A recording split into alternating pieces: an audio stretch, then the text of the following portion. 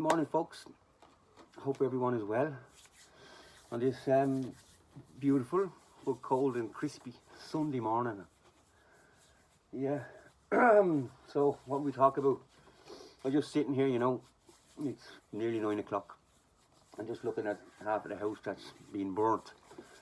I'm wondering what am I going to do this morning to keep myself busy. Well, I'm sure I'll find something.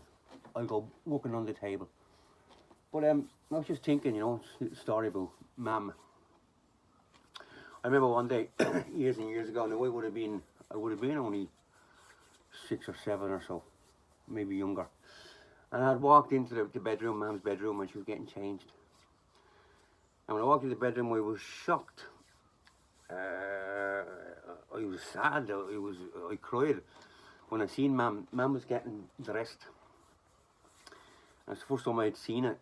And Mam had a burn, Lord mercy on her, she's not here. Had a burn on her right thigh, I think it's her right thigh or her left thigh, leg, and right up her thigh, her bum, the side of her cheekbone, and up along her hip. Her skin is all melted. Horrible look to see, horrible scar to have. And what happened to Mam was, when she was the same age as I was, when I walked into the room, she would have been 6 or 7 or so, 5, 6 or 7.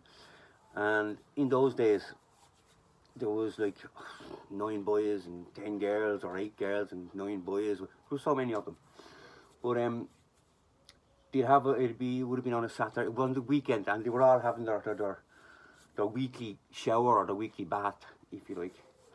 And the bath would have been in front of the open chimney, So what it was my nanny had washed Mam and stuff like that, dried her off and put her night dress on her the evening time. And she would stand in front of the open chimney, the fire, to dry off. And what happened was there was a knock on the door, and it was the milkman apparently. Now the milkman comes around once a week. He would come around once a week, and you would pay the bill for the week. He'd come around on a Saturday evening or a Friday evening, and that's where you would pay the bill for the week. So when he had rang the doorbell, and someone went and opened the front door, Mam standing in front of the fire with this night dress. A bit of wind came in, a breeze or the wind, and it kind of blew Mam's night dress into the flames. And those days there wouldn't be, fire protective or anything like that. The clothes, the warranty wasn't. This was, we're talking 70 years ago. And her night dress caught on fire, and boom, straight away. Mam went on fire. And the milkman had ran in because everyone was screaming and stuff, and he had a big long trench coat on, a big long duffel coat. Would have been cold. It was always cold in Ireland. And he threw it around her, and put her out and stuff like that.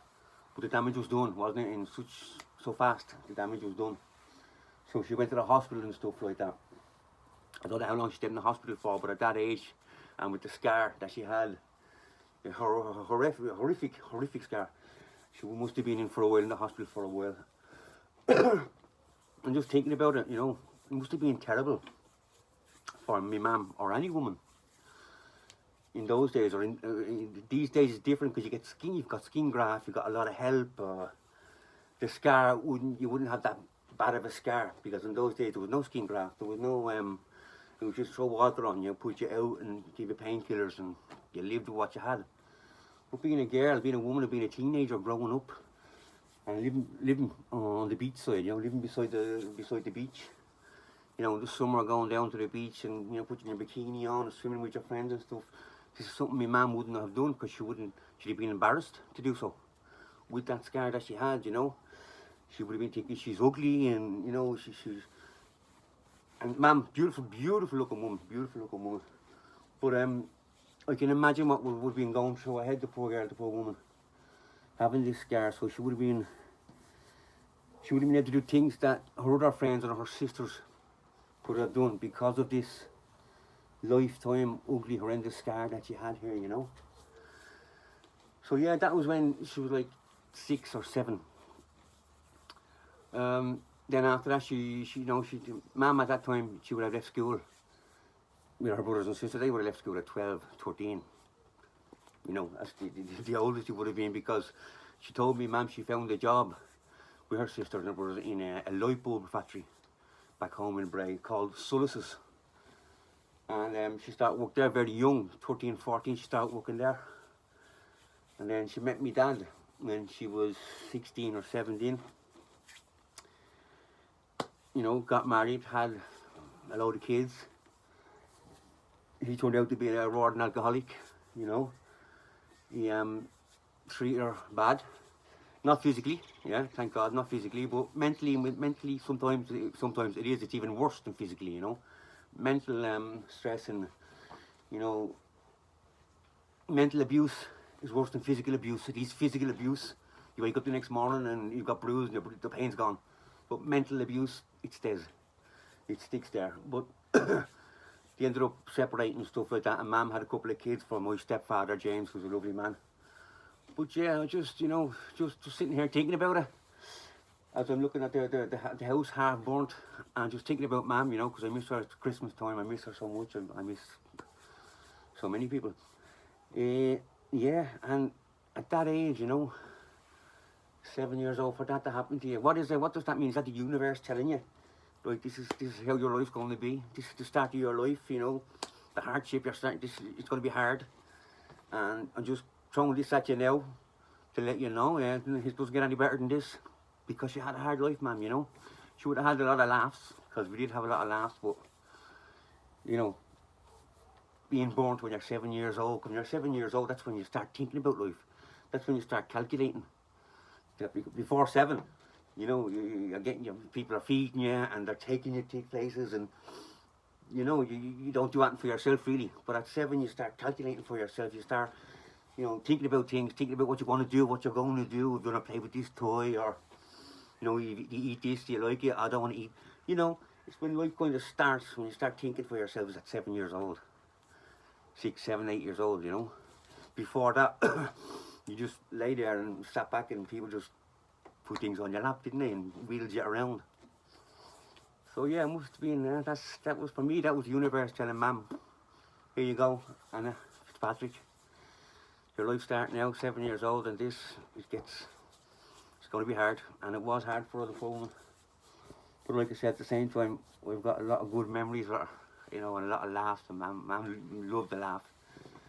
And apparently she was a bit of a rebel when she was younger, you know. And maybe the fact that she was burnt at that young age, that kind of formed her character. And she was, you know, with her friends, apparently, you know, they were on motorbikes and staying out at night and sneaking out the back windows and stuff, just to go out and have fun. And maybe, in a sense, that started the rebel in her as well, you know. She started like, I'm going to have fun with it. This life's going to be like this. I'm going to make the best of it while I can. And she would have done that.